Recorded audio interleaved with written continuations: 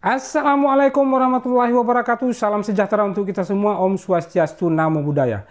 Mengutip statement Kepala Eksekutif Pengawas Perilaku Pelaku Jasa Keuangan, Edukasi dan Perlindungan Konsumen Otoritas Jasa Keuangan, Frederika Widiasari Dewi. Panjang ya nama jabatannya. Nah, Ibu Frederika ini mengatakan pihaknya akan memberantas segala kegiatan keuangan tanpa izin yang akan merugikan masyarakat dan konsumen. Ibu ini juga meminta untuk disosialisasikan dengan UU P2SK. Kegiatan tanpa izin di sektor keuangan hukumannya sangat berat. Dari mulai denda berbentuk uang yang mencapai Rp 1 triliun hingga dimiskinkan. Kedua, ada pidana penjara. Pihaknya juga terus melakukan koordinasi dengan kepolisian untuk terus mengusut segala bentuk praktik jasa keuangan ilegal.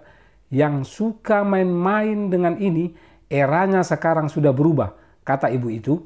Kalau dulu masuk delik pidana umum, hukumannya sangat ringan dan tidak semua aset disita, saat ini hukumannya lebih berat. Oh, pantas saja pinjol ilegal ini tetap merajalela ya teman-teman.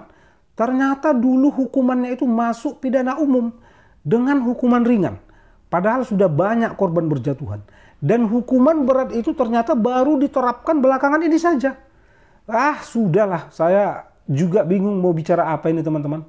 Teman-teman artikan saja sendiri.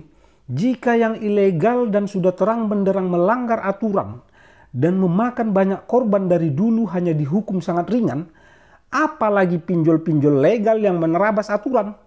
Jadi ini jawaban dari kenapa OJK seperti menutup mata atas tingkah laku para platform pinjol legal yang juga sudah sama meresahkannya dengan pinjol ilegal. Jadi teman-teman, yang saat ini masih ditekan, dijajah dan dijolimi oleh dese-dese pinjol ilegal harus bangkit dan jangan terlalu banyak memikirkan hal yang tidak-tidak. Pinjol-pinjol ilegal itu paling hanya dapat mengakses daftar kontak dan galeri saja. Jangan percaya dengan informasi-informasi yang mengatakan bahwa mereka ini dapat mengakses seluruh data smartphone kita, termasuk kepada mobil banking. Untuk teman-teman yang saat ini lagi di follow up DC pinjol legal, bernegosiasi saja dengan baik ya. Jika para DC mengatakan di mana letak tanggung jawab Anda, teman-teman tinggal merespon dengan sudahlah bang, jangan cerita tanggung jawab. Sekarang itu yang penting saya tidak dapat melakukan cicilan apalagi pelunasan, titik. Jika para DC yang pisit ini mulai meninggikan nada suara dan bersikap arogan, tetap dengan santai teman-teman ucapkan kalimat, udah deh, jangan tinggi suaranya, gak usah arogan, gak ada untungnya bersikap kasar, ntar rugi sendiri loh. Bang DC tahu kan berita viral baru-baru ini DC leasing jadi target kepolisian karena bersikap kasar. Jadi santai saja ya bang.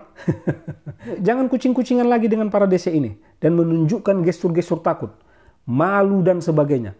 Apalagi menyuruh orang lain untuk menemui para DC tersebut karena alasan takut. Pasti hanya akan menambah rasa takut itu semakin besar lagi di hati teman-teman.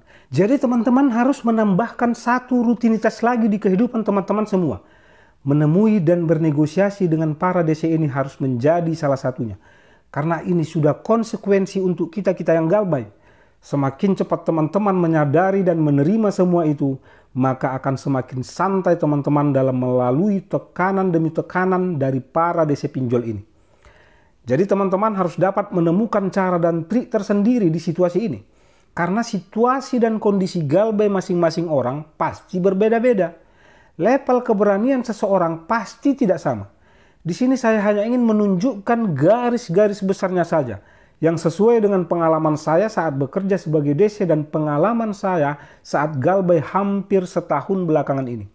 Saya banyak melihat cuplikan-cuplikan dari rekaman para teman-teman yang bersikap keliru saat dikunjungi para DC ini. Ada yang dorong-dorongan pintu dengan DC, bahkan ada yang menyuruh anaknya yang masih kecil menemui para DC ini. Ini sangat keliru teman-teman. Hentikan semua kekeliruan ini dan temui si DC dengan kepala tegak dan dengan sikap sesantai mungkin.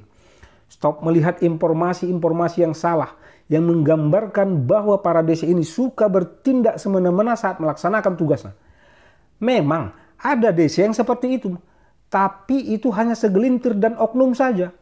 kebanyakan dari mereka juga ya sama saja seperti orang-orang kebanyakan. Jika ditreat dengan baik, mereka akan otomatis juga berlaku baik. Jika teman-teman ingin bergabung dengan grup Telegram kita, sharing-sharing seputar situasi Galbay, semua boleh bergabung dengan klik link invite yang ada di deskripsi ya.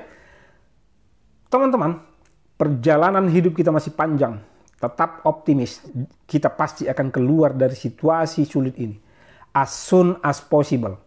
Tapi itu buat teman-teman yang dapat memanage situasi Galbay ini dengan baik. Jika tidak, kesulitan demi kesulitan akan terus mengintai teman-teman semua. Bahkan untuk bernapas pun teman-teman akan susah. Kepala puyeng dipenuhi pemikiran-pemikiran dan ketakutan-ketakutan yang teman-teman ciptakan sendiri. Oleh sebab itu dari sini saya akan terus mendampingi teman-teman melalui semua situasi ini.